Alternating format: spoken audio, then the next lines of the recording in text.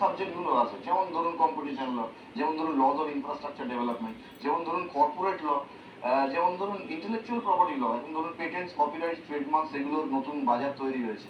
স্টুডেন্টরা দেখতে হবে যে এটা ওনার এই সাবজেক্টগুলোর মাধ্যমে এবং ওনার প্রফেসরদের তাদের যেরকম ফ্যাক্ট ফাইন্ডিং, তার মধ্যে কোন দিকে ইনক্লিনেশনটা আছে সেই অনুযায়ী তার এগিয়ে যাওয়া জরুরি।